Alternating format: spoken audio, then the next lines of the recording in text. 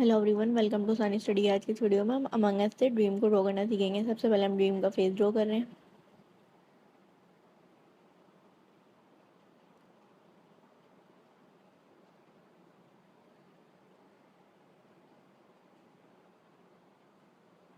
अब पीछे का हिस्सा बनाएंगे।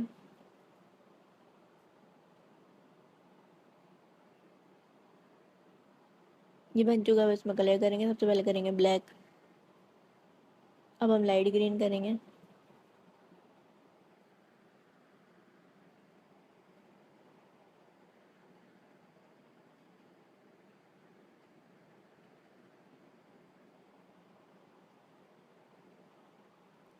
अब हम करेंगे डार्क ग्रीन।